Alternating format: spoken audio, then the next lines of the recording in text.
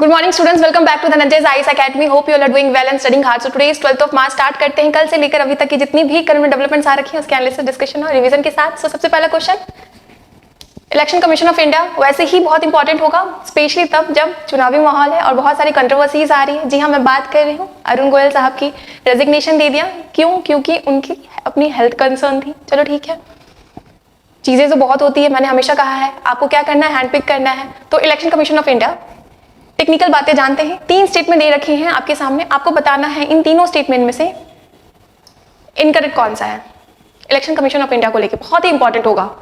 बताइए क्या election commission of India constitution of India के अनुच्छेद 324 में आता है, जो कहता है चुनावों का अधीक्षण, निर्देशन और नियंत्रण चुनाव आयोग को सौंपा जाएगा।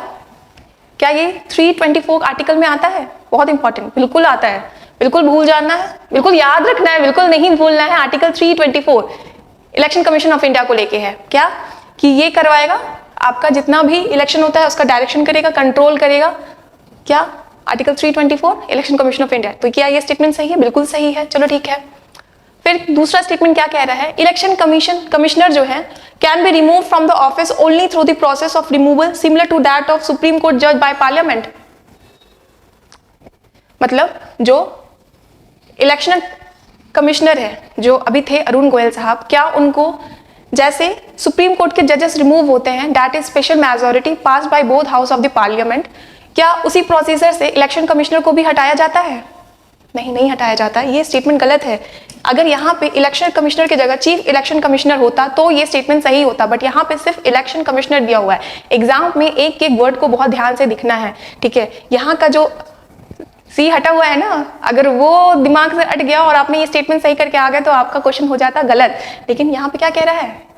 Election commissioner. तो ये स्टेटमेंट गलत है ना? क्या है? ये स्टेटमेंट गलत है। क्यों? क्योंकि इलेक्शन कमिश्नर जो है वो रिमूव होते हैं on the recommendation of CEC, that is chief election commissioner. उनको सुप्रीम कोर्ट के जज के तरह के प्रोसीजर से नहीं रिमूव किया जाता, उनको नहीं चाहिए स्पेशल मेजोरिटी, वो रिकमेंडेशन से रिमूव हो जाते हैं। कौन? Election commissioner. Chief election commissioner को स्पेशल मेजोरिटी चाहिए। चलो ठीक है, थर्ड स्टेटमेंट काफी फैक्चुअल और इंपॉर्टेंट। स्टैब्लिश हुआ था? जी हाँ, हुआ था। 25 जनवरी 1950 election commission of India establish हुई थी। कब हुई थी? 25 जनवरी 1950। बहुत ही इंपॉर्टेंट होगा। तो क्या ये स्टेटमेंट सही है, गलत है? बिल्कुल सही है। और आपसे पूछा जा रहा है गलत कौन सा है, और एक ही गलत निकला क्या? बी। तो आपका आंसर हो गया ओनली बी। केवल बी जो है वो गलत है। चीफ इलेक्शन कमीशन को रिमूव किया जाता है जैसे सुप्रीम कोर्ट के जजेस को रिमूव करते हैं। तो किस कंटेक्स्ट में हमने पढ़ा? रिजाइन दे दिया इन्होंने स्पेशली लोकसभा के इलेक्शन से पहले ही। किसको? अरुण गोयल साहब ने।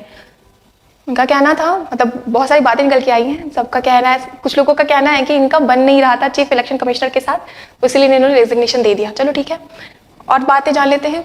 अपॉइंटमेंट को लेके बहुत इंपॉर्टेंट होगा। पहले सुप्रीम कोर्ट ने वर्डिक्ट दी थी पिछले साल आर्टिकल 142 का यूज करते हुए, और कहा था कि जो इलेक्शन कमिश्नर होते हैं, चीफ इलेक्शन कमिश्नर होते हैं, उनको नियुक्त करने के लिए सिलेक्शन कमेटी बनेगी और उस सिलेक्शन कमेटी में होंगे खुद सीजीआई, पीएम, यूनियन मिनिस्टर और अपोजिशन पार्टी के,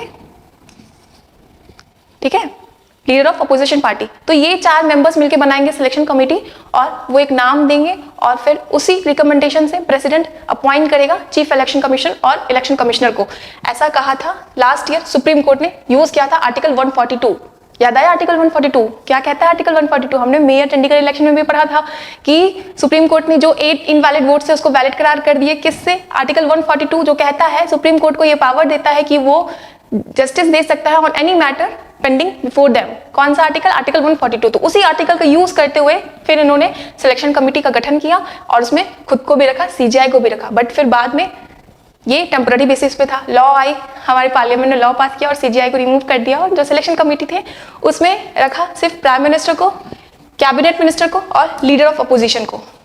चलो ठीक है, तो अगर आपसे पूछा जाए सिलेक्शन कमेटी कौन कंसिस्ट करता है इलेक्शन कमिश्नर के लिए, तो 3 करते हैं, पीएम, कैबिनेट मिनिस्टर और leader of opposition of Lok Sabha. ये 3 मेंबर मिलकर बनाते हैं सिलेक्शन कमीशन। चलो ठीक है, ये हो गया। तो क्यों पढ़ रहे हैं? क्योंकि जो हमारे इलेक्शन कमीशन है उसमें एक होते हैं चीफ इलेक्शन कमीशन, अभी फिलहाल 2 इलेक्शन कमिश्नर है और दोनों ही जो पद है वो खाली है, वैकेंट है, तो भरने के लिए, क्योंकि चुनाव आ रही है, अकेले चीफ इलेक्शन कमिश्नर तो कर नहीं सकते सारा काम, तो चाहिए होगा ना 2।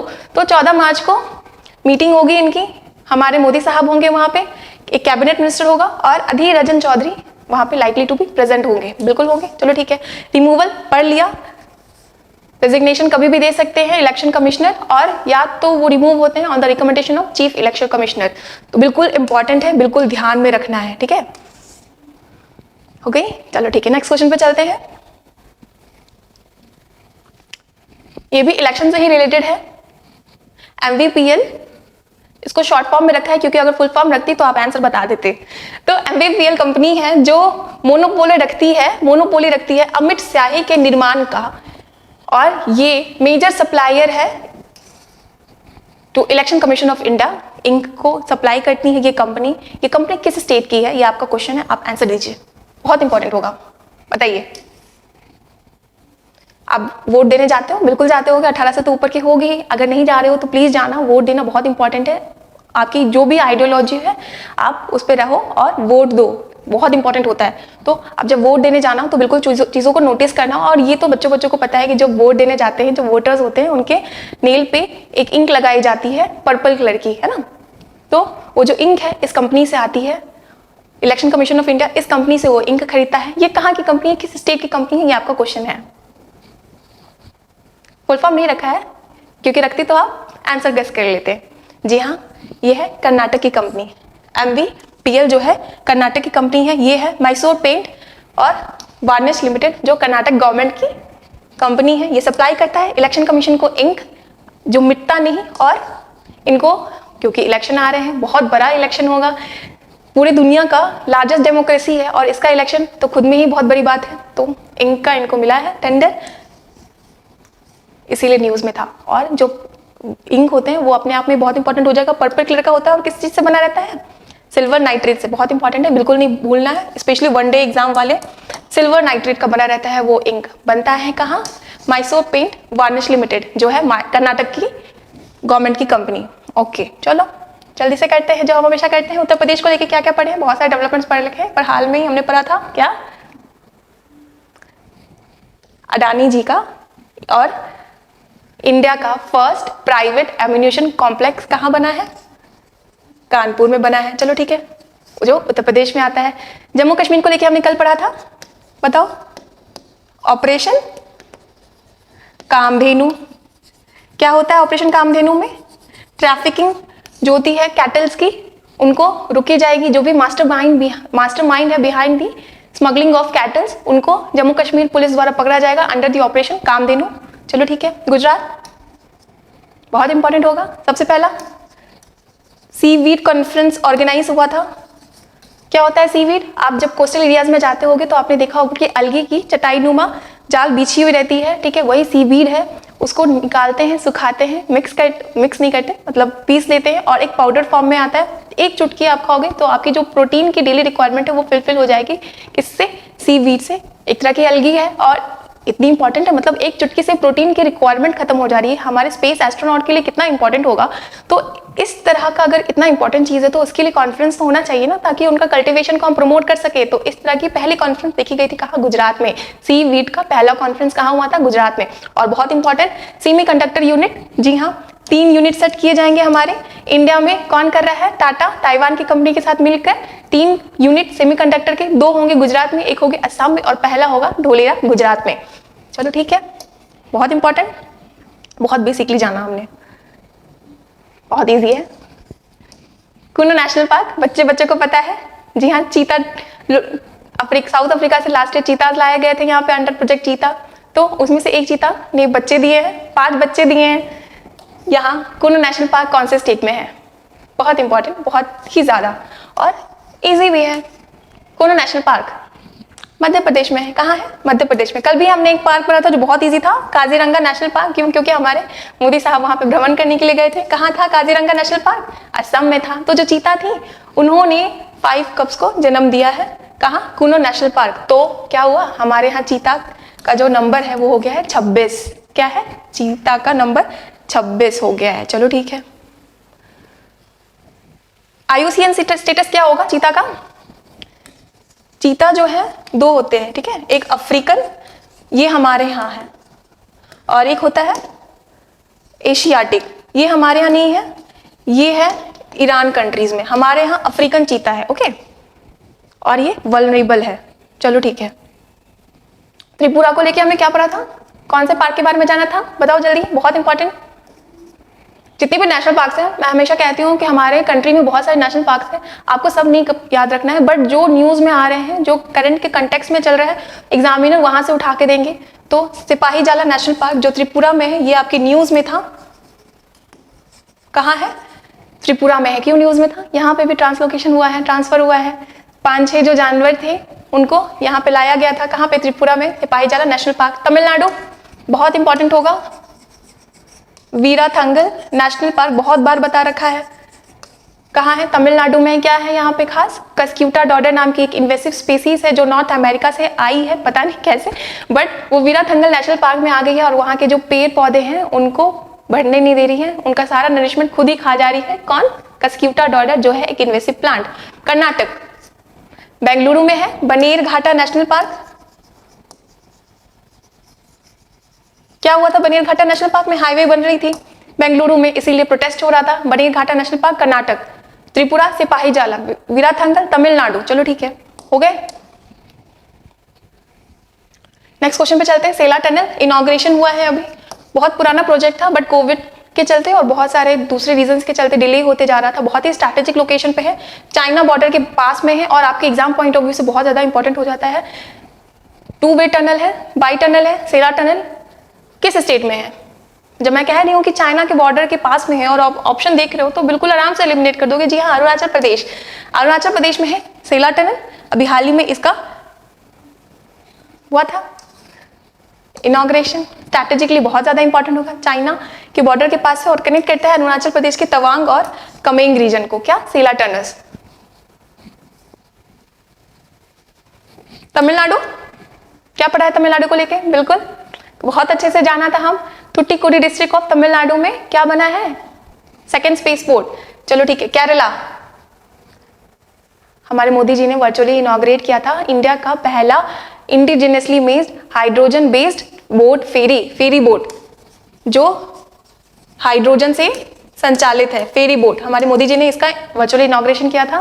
Tamil Nadu, Thoothukudi district, second space port. Kerala, ferry boat hydrogen द्वारा संचालित। गया, ONGC का sea survival mission, sea survival training centre कहाँ खुल रहा है, गोवा में खुल रहा है। चलो ठीक है, नेक्स्ट क्वेश्चन पे चलते हैं, बहुत आराम से करेंगे और बहुत इंपॉर्टेंट भी होगा।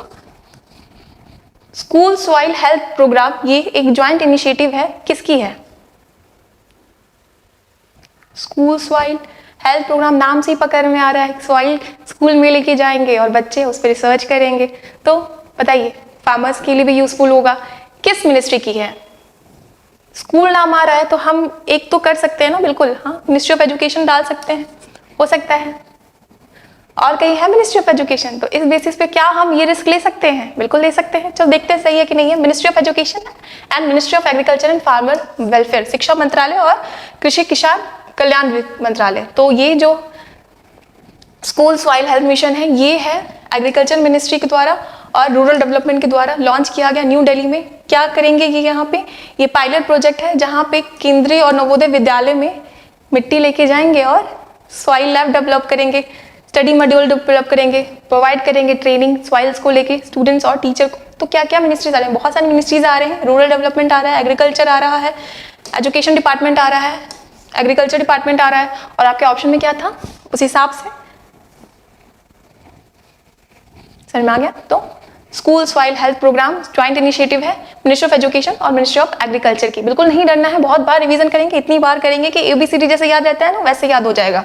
चलो, blue leaders high level event on biodiversity beyond national jurisdiction, ये अभी हुआ था इवेंट, किस जगह हुआ था आपको बताना है। राष्ट्रीय क्षेत्राधिकार पे परे जैव विविधता पर ब्लू लीडर्स उच्च स्तरीय कार्यक्रम की आयोजित किया गया था। कहाँ किया गया था आपको ये बताना है। ब्लू लीडर्स, ये वैसे लीडर्स हैं, वैसे मेंबर्स हैं, वैसे कंट्रीज के मेंबर हैं जो ओशन को बचाना चाहते हैं पॉल्यूशन से, क्लाइमेट चेंज से। नाम नहीं आ रहा है ब्लू, तो ओशन से ही रिलेटेड होगा। तो उनकी मीटिंग हुई थी, उनका इवेंट हुआ था, कहाँ हुआ था आपको बताना है। सारा पढ़ रखा है, एक नहीं पढ़ा है, वही उसका आंसर होगा। बताओ। ये हुआ था बेल्जियम में। कहाँ हुआ था? बेल्जियम में हुआ था। Blue leaders high level event on biodiversity कहाँ हुआ था? बेल्जियम में हुआ था। क्या है? एम्बिशियस ग्रुप है कंट्री का जो बचाना चाहते हैं ओवर फिशिंग से, क्लाइमेट चेंज से, पॉल्यूशन से। बिल्कुल याद है? बिल्कुल याद रहेगा। ओवर फिशिंग कुछ याद आ रहा है? कुछ दिन पहले ही मैंने पढ़ाया था। जी हाँ, साउथ चाइना सी में हमने पढ़ा था, बहुत अच्छे से हर एक डायमेंशन जाना था साउथ चाइना सी का। और उस टाइम में पढ़ा था कि हम कैसे इस टॉपिक को इन्वायरमेंट से रिलेट कर सकते हैं, लिंक कर सकते हैं। और मैंने बताया था कि साउथ चाइना सी क्योंकि डिस्प्यूटेड टेरिटरी है, सारे कंट्रीज इस पे अपना क्लेम पुट कर रहे हैं और कोई प्रॉपर रेगुलेशन नहीं है, तो जो फिशरमैन है वो फिशिंग कर रहे हैं और ओवर फिशिंग हो रही है, जिसके चलते बहुत सारे जो मराइन एक्वेटिक एनिमल्स है वो एक्सटिंक्ट होने के कगार पे हैं। किसके चलते हैं? ओवर फिशिंग के चलते हैं। कैसे? क्या लिंक? साउथ चाइना सी से किया लिंक। चलो, अगर इस तरह के आंसर्स लिंक करके आप लिख लोगे अपने मेंस के पेपर में, तो बताओ मार्क्स कैसे नहीं आएंगे? बिल्कुल आएंगे, बहुत अच्छे मार्क्स आएंगे। चलो ठीक है, वाशिंगटन डीसी को लेके हमने क्या पढ़ा था? Global biodiversity framework fund. Global biodiversity framework fund, fund का पहला मीटिंग, इस फंड का पहला मीटिंग। तो मतलब किस चीज के लिए फंड है?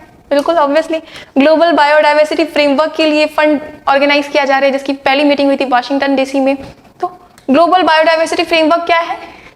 कन्विंग मॉनेट्रियल को पूरा करने के लिए। क्या है कन्विंग मॉनेट्रियल? ये कहता है कि हमको अपनी इन्वायरमेंट को बचाना है 30% बाय 2030। तो इकोसिस्टम को डिग्रेड होने से बचाना है 2030 तक बाय 30%। कौन कहता है? कन्विंग मॉनेट्रियल। तो इसी के अंडर बना ग्लोबल बायोडाइवर्सिटी फ्रेमवर्क। और बचाना है डिग्रेड होने से तो पैसे चाहिए होंगे, तो उसी की फंड के लिए पहली मीटिंग हुई थी। कहाँ? वाशिंगटन डीसी में। बहुत इजीली बताया, बहुत इंपॉर्टेंट भी होगा और याद भी रहना चाहिए।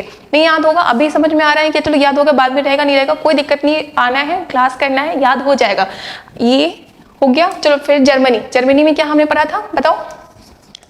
कार्बन कैप्चर से लेके हमने पढ़ा था कि यहाँ पे कार्बन को कैप्चर किया जाएगा और ऑफशोर एरिया पे स्टोर किया जाएगा। क्या करेंगे? इंडस्ट्री से जो कार्बन इमिशन होती है वहां से कार्बन को कैप्चर करेंगे, ट्रांसपोर्ट करेंगे शिप के थ्रू और फिर समुद्र की गहराई में स्टोर कर देंगे। क्या कौन करेगा? जर्मनी करेगा। चलो ठीक है, यूएस को लेके क्या पढ़ा था हमने? जब समुद्र की बात हो रही है तो बिल्कुल लेट्स सी, कैसे न्यूज में इतना ज्यादा है और बहुत ज्यादा इंपॉर्टेंट है, तो इसको कैसे भूल जाए। लेट्स सी, हौतीस रिबेलियन अटैक कर रहे हैं। कहाँ के हैं? किस कौन बैक कर रहा है? यमन के हौतीस रिबेलियन को बैक कर रहा है ईरान, और गंद मचा के रख दिए, आतंक फैला के रखा है। तो सुपर इकोनॉमी है यूएस की, कैसे चुप रहेगा? तो इन्होंने हौती रिबेलियंस को हटाने के लिए ऑपरेशन चलाया था प्रॉस्पेरिटी गार्डियन। याद है? बिल्कुल याद होगा। प्रॉस्पेरिटी गार्डियन यूएस ने स्टार्ट किया था हौतीस रिबेलियंस के अगेंस्ट, बट टाइटाफस हो गया, फेल हो गया। फिर यूरोपियन यूनियन वाले आए, उन्होंने भी अपना ऑपरेशन चला रखा है। क्या नाम था? ऑपरेशन एस्पेडिस। बहुत इंपॉर्टेंट होगा एग्जाम पॉइंट ऑफ व्यू से। चलो नेक्स्ट क्वेश्चन पे आते हैं। किस मिनिस्ट्री ने प्लान किया है कि वो कोलैबोरेट करेंगे इसरो के साथ और डिप्लॉय करेंगे वीसैट स्टेशन 80 ट्राइबल विलेज में, डिफरेंट स्टेट्स में। 80 आदिवासी गांवों में वीसैट तैनात करेंगे इसरो के साथ मिलके। किस मिनिस्ट्री ने ऐसा कहा है कि वो ऐसा करेंगे?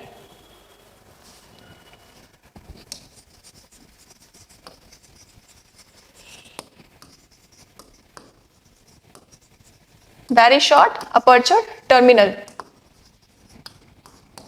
इसरो के साथ कौन सी मिनिस्ट्री मिलकर करेंगे?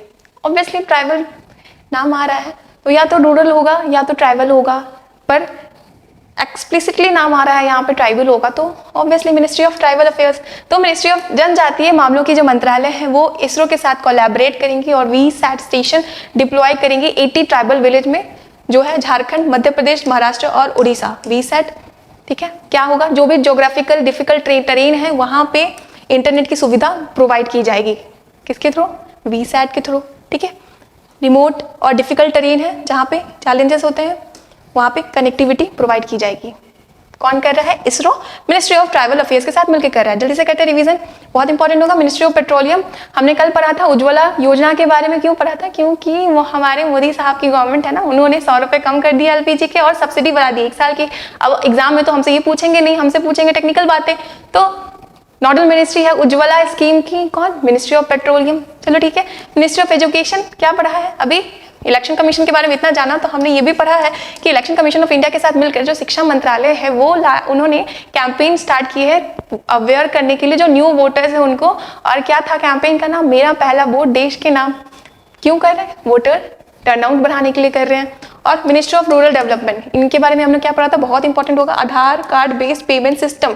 क्या था? आधार कार्ड बेस्ड पेमेंट सिस्टम। इसमें मनरेगा के तहत काम करने वाले जितने भी लेबर्स हैं उनको जो जॉब कार्ड मिलता है उसको लिंक करना है आधार कार्ड से, ताकि उनको उनकी सैलरी मिल सके। ऐसा मैंडेटरी कर दिया है किसने? मिनिस्ट्री ऑफ रूरल डेवलपमेंट ने। चलो नेक्स्ट क्वेश्चन। मोदी जी गए थे शंकराचार्य हिल, टेम्पल भी है वहां पे, किस स्टेट में है ये? बहुत इजी है, बताइए। कश्मीर में, यहाँ पे ही लिखा हुआ है ना, अच्छे से पढ़ते तो आराम से समझ में आ जाता। तो जम्मू कश्मीर, जम्मू कश्मीर में गए थे हमारे मोदी साहब और उन्होंने होमेज ट्रिब्यूट दिया किसको? शंकराचार्य को। जो शंकराचार्य हिल है वो है जाबरवान रेंज, जम्मू कश्मीर में, बहुत इंपॉर्टेंट हो जाएगा, श्रीनगर में आता है। आदि शंकराचार्य ने इन्हें यहीं इसी जगह से क्या इनलाइटमेंट लिया था, अटेन किया था। चलो शंकराचार्य हिल, शंकराचार्य टेम्पल, जबरवान रेंज, श्रीनगर, जम्मू कश्मीर, बिल्कुल याद रखना है।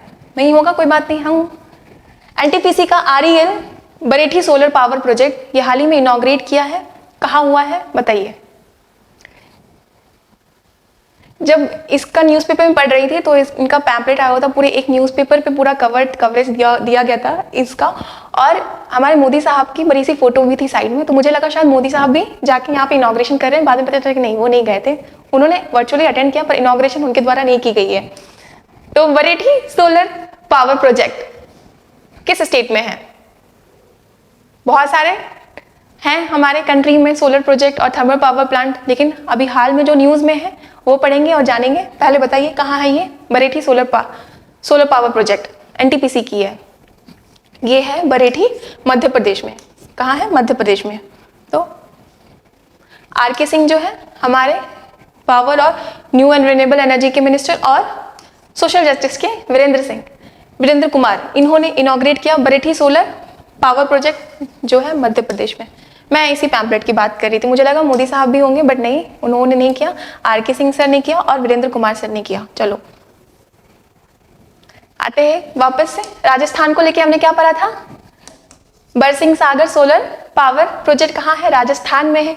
हरियाणा को लेके क्या पढ़ा था? बहुत ही प्यारा नाम और बिल्कुल नहीं भूलना है, दिन बंधु छोटे राम थर्मल पावर प्लांट कहाँ है? हरियाणा में है।